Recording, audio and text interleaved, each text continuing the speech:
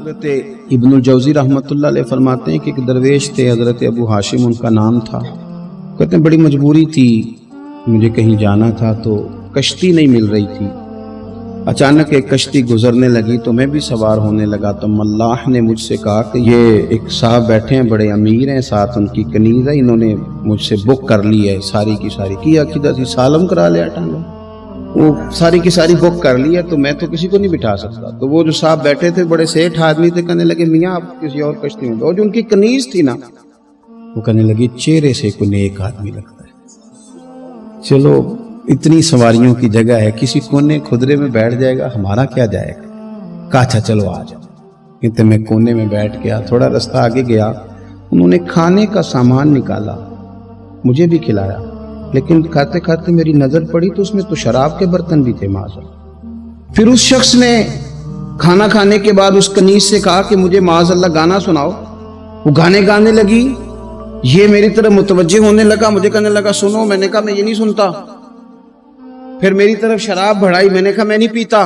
تو کہنے لگا تو کیا سنتا ہے، تو کیا سنتا ہے؟ تو کہنے لگے میں سناؤں کیا سنتا ہوں؟ کہا سنائیے۔ فرماتے میں نے قرآن پاک پڑھنا شروع کر دیا۔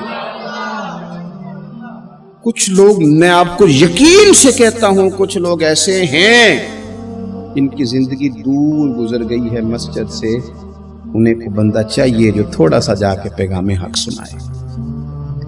یعنی ان کو پتہ ہی نہیں ہے کہ دین میٹھا کتنا ہے، حسین کتنا ہے، قرآن میں چاشنی کتنی ہے، سرکار کی تعریف کا، نعت خوانی کا رنگ کتنا شاندار ہے۔ میرا یہ ماننا ہے کہ جسے رب رسول کے رنگوں کی خوشبو کا پتہ چل گیا نا، پھر دنیا کا کوئی اور رنگ اسے اپنی طرف مائل کر ہی نہیں سکتا، سوال ہی پیدا نہیں ہوتا۔ کچھ لوگوں نے سونگا نہیں ہے، آئے نہیں ہیں، قریب نہیں آئے۔ شیخ ابو ہاشم کہتے ہیں مجھے کہنے لگا سناؤ نا، امیر آدمی تھا، کبھی اس طرف گیا ہی نہیں تھا۔ ڈھیروں لوگ ہیں جو نہیں مسجد جاتے۔ الہاکم التکاثر حتی زرتم المقابر، اللہ فرماتے ہیں کہ تمہیں دولت کی ہرس نے اتنا عجیب الجھا دیا کہ قبروں تک پہنچ گئے تھے۔ بہت سارے لوگ ہیں قبر میں چلے جاتے ہیں، مسجد میں نہیں آتے۔ تو کہتے ہیں میں نے اسے چند آیتیں سنائیں، اس کی تو کیفیت ہی بدل گئی۔ کہنے لگا مولانا زندگی بڑی گناہوں میں گزری ہے، اب توبہ کر لوں تو مالک معاف کر دے گا؟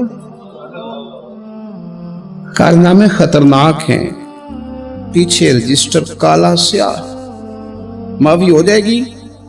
دولت بڑی تھی تو پھر ہم نے بھی شراب کباب شباب میں اڑا دی ساری، معاف کر دے گا؟ تو کہتے ہیں میں نے کہا ہو بندے کے آنے کی دیر ہے، اس کی رحمت تو فوراً ہی قبول کر لیتی ہے۔ ویسے بھی عدل کریں تے تھر تھر کمبن، اونچیاں شانہ والے تجھے فضل کریں تے پھر تے بخشے جامن میرے جے منہ کالے۔ کہتے اس نے اس کنیز کو آزاد کیا، دولت اللہ کی راہ میں خیرات کی، 40 سال میرے ساتھ رہا۔ پھر میں نے اس کی زبان سے سوائے خیر کے جملہ نہیں سنا، ایک کی بات کرتا تھا، کہتا تھا شیخ کاش آپ مجھے تھوڑا پہلے مل جاتے، زندگی سے یہ گلہ ہے کہ تو ذرا دیر سے ملا ہے، پہلے مل جاتے نا تو شاید میری زندگی کچھ اور دن بن جاتے، تھوڑی دیر اللہ والے کی صحبت۔ آپ فرماتے ہیں پھر وہ 40 سال کے بعد میرے سامنے انتقال ہوا، میں نے ہی دفن کیا، میں نے ہی قبر میں اتارا، جنازے کا اہتمام بھی میں نے ہی کیا۔ میرا یار تھا، دل لگ گیا تھا، پیار ہو گیا، میں پریشان رہتا۔ ایک دن خواب میں مل کے مجھے کہنے لگا فکر نہ کر، میں نے اپنے رب کو بڑا ہی مہربان پایا ہے، میں نے اسے بڑا کریم پایا ہے، معاف کرنے والا پایا ہے، درگزر کرنے والا پایا ہے، اس نے فضل فرما دیا، میرے گناہوں پر اس کے عفو و درگزر کا قلم چل گیا ہے، اور میرے حق میں جو فیصلہ آیا ہے وہ رحمت والا ہی آیا ہے۔ جو لوگ کہتے ہیں نا میرا دل نہیں بدلتا، جو لوگ کہتے ہیں میری کیفیت نہیں بدلتی، ذوق نہیں آتا، تو یہ حدیث بتاتی ہے کہ ذوق بھی کوئی خاص صحبت میسر آئے تو پھر ہی قائم رہتا ہے۔ وہ جو محبوب علیہ السلام نے فرمایا نا کہ اللہ کا بندہ وہ ہے جسے دیکھو تو رب یاد آ جائے۔ خاص لوگ ہوتے ہیں جن کی صحبت میں بیٹھنے سے انسان کا دل اللہ سے جڑتا ہے، رسول اللہ صلی اللہ علیہ وسلم سے جڑتا ہے، دین پر عمل کرنے کو طبیعت چاہتی۔ ایسے لوگوں کی صحبت کتنی مفید ہے وہ ہمیں اس حدیث سے عکس کرنا ہے۔ حضرت حنظلہ رضی اللہ تعالیٰ عنہ اور مرکز وفا اور اس امت کے ادب اور عشق میں استاد حضرت ابو بکر صدیق رضی اللہ تعالیٰ عنہ، یہ دونوں حضور کی بارگاہ میں گئے، انداز کا اختیار کیا، کہنے لگے یا رسول اللہ صلی اللہ علیہ وسلم، ہمارے دل کی تو کیفیات دو قسم کی ہیں۔ حضور جب ہم آپ کے پاس ہوتے ہیں نا، جنت اور دوزخ کا ذکر سنتے ہیں، ہمیں یوں لگتا ہے جنت اور دوزخ ہماری آنکھوں کے سامنے، دل کے اندر فوراً جذبات ابھر آتے ہیں کہ اب ہر خیر کا کام کرنا، اب جنت ہی کی طرف مائل ہونا ہے۔ ہماری قلبی کیفیات، ہماری باطنی کیفیت بدل جاتی، نور علی نور ہو جاتا ہے سارا کچھ۔ لیکن حضور جب ہم آپ کی بارگاہ سے اٹھ کے گھر جاتے ہیں، بال بچوں کے پاس جاتے ہیں، تو پھر وہ حال نہیں رہتا۔ یا رسول اللہ صلی اللہ علیہ وسلم یہ کیا ہے؟ تو محبوب نے کیا فرمایا؟ آپ یقین کریں جو اہل طریقت اور تصوف ہے نا، یہاں ان کی روحیں مچل جاتی ہیں۔ حضور فرمانے لگے حالت ایک طرح کی نہیں رہتی، ہاں اگر تمہاری وہی حالت رہے جو تمہاری میرے پاس ہوتی ہے، اگر کیفیت باطنیہ وہی رہے جو میری بارگاہ میں ہوتی ہے، تو فرمایا تم بستروں میں موجود ہو اور فرشتے آ کے تم سے سلام کریں، تم ابھی رستوں میں ہو اور فرشتے تم سے ملاقات کریں، اگر تمہاری کیفیت وہ بن جائے جو یہاں ہوتی ہے، اگر تم اسی پر جم جاؤ، وہی حالت ہو جائے، تو پھر تو فرشتے گویا آئیں تمہاری زیارت کے لیے، تمہاری ملاقات کے لیے فرشتے آئیں۔ اگر کیفیات بدل جائیں کسی اللہ کے بندے کی بارگاہ میں بیٹھ کر، تو پھر اس کیفیت کو برقرار رکھنے کی کوشش کی جائے، اگرچہ حضور نے فرما دیا کہ کیفیات ایک جیسی نہیں رہتی۔ اور چلو میرے بھائی تھوڑی دیر کے لیے ہی صحیح، جتنی صحبت میسر آئے، شاید اسی لیے امام اعظم ابو حنیفہ رحمۃ اللہ علیہ کی عمر 60 سال سے زیادہ تھی، تو کسی نے پوچھا حضور کتنی عمر ہے؟ فرمایا عمر ہے 3 سال۔ حضرت آپ تو علم، عمل، روحانیت، معرفت کے شاہ سوار ہیں، تو ساری داڑھی سفید اور آپ کہہ رہے ہیں 3 سال۔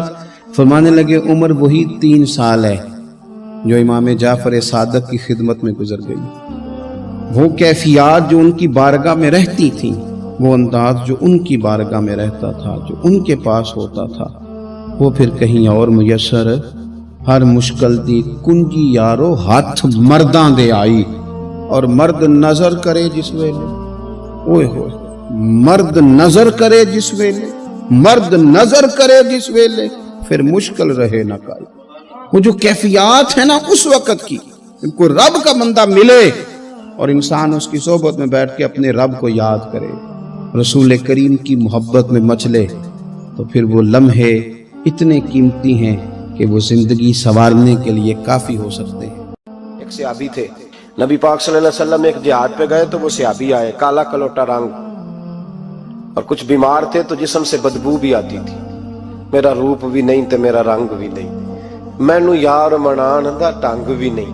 بکریاں چرایا کرتے تھے، تو کسی نے کہا کہ وہ محبوب آئے ہوئے ہیں جو اعلان نبوت کرتے ہیں، تو کہتے میں اپنی بکریاں لے کے اس طرف آ گیا جہاں محبوب تھے۔ جب میں پہنچا تو اللہ کے رسول ایک چھوٹی سی پہاڑی تھی اس پہ بیٹھے تھے، میں دور کھڑا ہو گیا، میں نے کہا آپ ہیں وہ جو کہتے ہیں میں اللہ کا رسول ہوں؟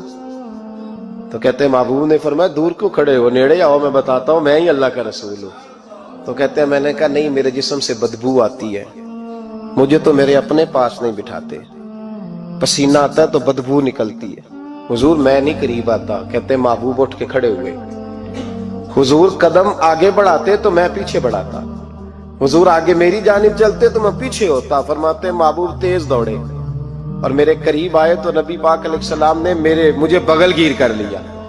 جب محبوب پاک علیہ السلام نے مجھے سینے سے لگایا اور کالا سیاہ میرا ماتھا اور اس پر پسینہ اور بدبو، کہتے محبوب نے جب میرے ماتھے پر بوسہ دیا تو میرا چہرہ بڑا کالا تھا پر میرا دل سارا نور سے معمور ہو گیا، اور میرے اندر سے آواز آنے لگی یہ جھوٹے نہیں، یہ اللہ کے سچے رسول ہیں۔ فرماتے میں کلمہ پڑھ گیا۔ محبوب سے کہا حضور بکریوں کا کیا کروں؟ فرمایا جس کی ہیں ادھر ہانک دے وہ لے جائے۔ کہتے ہیں بکریاں چلی گئیں، میں نے کہا میرے لیے کیا حکم ہے؟ تو حضور نے فرمایا یہ تلوار ہے، وہ گھوڑا ہے، وہ میدان ہے، جہاد کر۔ کوئی وضو نہیں، کوئی غسل نہیں، کوئی نماز نہیں، کوئی سجدہ نہیں، تلوار لی، میدان میں نکلے، جہاد شروع ہوا، چند منٹ گزرے کہ شہید ہو گئے۔ صحابہ کہتے ہیں اللہ کے رسول ان کے سرانے کھڑے ہوئے، حضور کی آنکھوں میں آنسو، فرمانے لگے یہ بندہ دیکھو، اس نے عمل تھوڑا کیا ہے پر اجر زیادہ لے گیا ہے، عمل تھوڑا کیا پر اجر۔ پر میں ابھی کلمہ پڑھا، ابھی شہید ہوا ہے اور حوریں ساری جنت کے دروازے کھول کے کھڑی ہیں، جیسے روح جائے گی اللہ فوراً ہی جنت عطا فرما دے گا، اس کی قبر بقائے نور بن جائے گی۔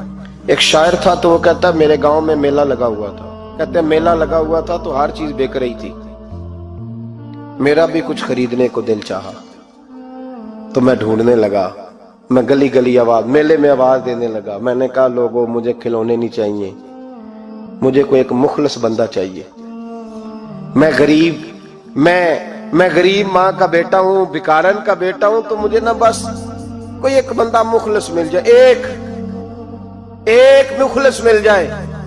تو وہ شاعر کہتے ہیں اس سال میرے گاؤں کے میلے کی بھیڑ میں، اس سال میرے گاؤں کے میلے کی بھیڑ میں جو گم ہوا وہ ایک بھکارن کا لال تھا، اس فقیر کو تلاش تھی متاع خلوص کی، اور مخلوق چپ رہی کہ یہ مشکل سوال تھا، مخلوق چپ رہی کہ یہ، اور بھکارن کا لال کہتا تھا ایک مل جائے مخلص۔